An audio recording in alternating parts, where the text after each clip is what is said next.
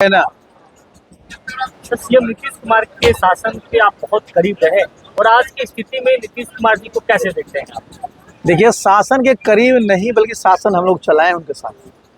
तो करीब क्या, हम लोग तो शासन में। तो मैंने एक बार नहीं, मैंने कई बार कहा कि भाई नीतीश बाबू का एक व्यक्तित्व रहा, एक प्रकार से उन्होंने अपना योगदान बिहार में दिया। लेकिन देखिए, सब तक शरीर 100% समझिए कि नहीं फिट नहीं होता है, तब तक जितनी अपेक्षा किसी से किया जाता है वो संभव नहीं होता। और ये सब लोगों को स्वीकार करना पड़ेगा। मैं बार बार बोलता हूँ कि जिस प्रकार का शरीर स्वास्थ्य नीतीश बाबू का 2005 में था, 2010 में था, 2015 में था, 2020 में था, आज नहीं है। और इसका प्रमाण कहीं मेडिकल सर्टिफिकेट से नहीं लेना है। जब देखिएगा, जब भी वो कहीं भी सार्वजनिक जगह पर जाते हैं, उनका बॉडी लैंग्वेज, इस प्रकार का व्यवहार करते हैं, उससे क्या लगता है? तो नीतीश बाबू वो अब नहीं है, और ये सबके साथ हो, उम्र तो सबका है ना। तो भाई, जो नीतीश बाबू को हम जानते रहे हैं, जिनके साथ हम काम करते रहे हैं, तो निश्चित रूप से अब वो नहीं। नीतीश कुमार का विकल्प आपको क्या दिख रहा है बिहार में? ये तो तय करती है बिहार की जनता। अब अपनी पार्टी को लेकर के जिस प्रकार आज जिला में सम्मेलन अपने यहाँ पर बलतरा में किया है, आगे भी बिहार विधानसभा चुनाव की क्या कुछ रणनीति? देखिए, हमारी जो विधानसभा 2025 की चुनाव है, उसके लिए हम लोगों ने तैयारी किया है। और जहाँ जहाँ हमारे मजबूत साथी हैं, उनको हम लोग चुनाव में उतारेंगे और हम लोग मजबूती से चुनाव लड़ेंगे। चुनाव जीतने के लिए चुनाव लड़ेंगे, चुनाव से लड़ने के लिए नहीं लड़ेंगे। और कई बार लोग पूछते हैं कि साहब किनके साथ आप गठबंधन करेंगे, तो मैंने एक बार नहीं कई बार मैंने कहा कि मेरे लिए कोई अछूत नहीं, लेकिन मेरी ताकत को देखकर, हमारे पार्टी के लोगों को शक्ति को देख करके, जो नेतृत्व है उसको देख करके, जो जितना ज़्यादा हमको सहयोग करेंगे उनके साथ हम गठबंधन करेंगे। स्वराज का साथ ले कितने सीट पर?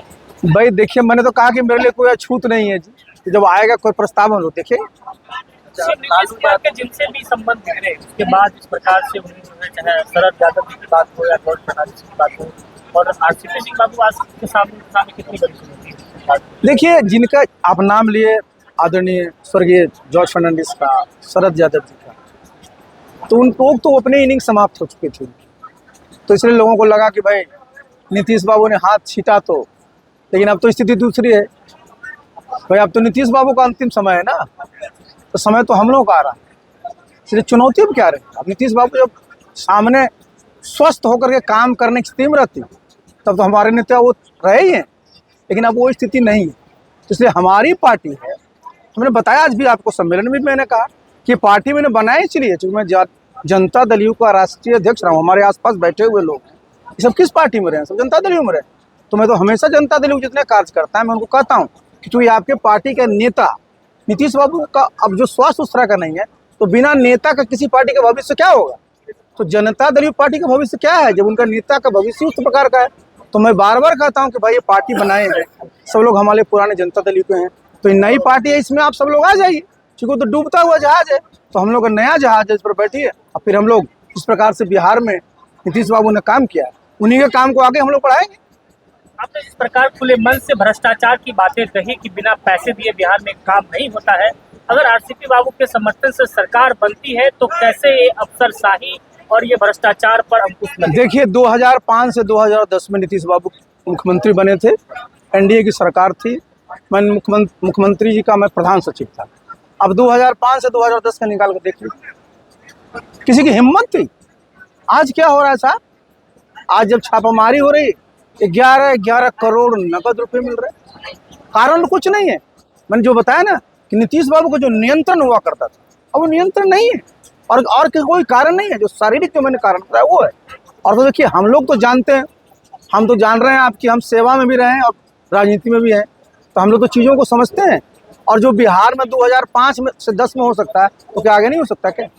आपने जिन भुंजा पार्टी का नाम दिया, क्या कितनी बड़ी चुनौती है या जिस प्रकार? अरे वो अब कोई चुनौती है, वो लोग कोई चुनौती है, वो किन के लिए चुनौती है? वो तो जहाँ पर है उन्हीं के लिए वो बोझ है, वो किसकी चुनौती है? क्या भुंजा पे आप पार्टियों की वजह से आरसीपी सिंह ना ना ना, अरे उनकी औकात थी, हमको अलग कर दी, ऐसा नहीं। देखिए, नीतीश बाबू की अपनी सोच रही होगी, उसके हिसाब से होगा। अच्छा, एक बात आपने पूरे भाषण में नीतीश कुमार को जमकर पूछा, लेकिन लालू यादव या तेजस्वी के बारे में आपने सब कुछ भी नहीं कहा। तो भाई वो तो सरकार में है नहीं, तो उसके बारे में क्या बोलता है? फिर भी बोला जाता है तो सरकार जो रहता है उसको ना बोला जाता है, तो सरकार उनको क्या बोलिएगा आप साहब? कुछ तो पल सरकार उनका भी साथ रहा। क्या भाई, हम देखिए हमने क्या बताया, जो सरकार होती है उसी को ना बोलिएगा।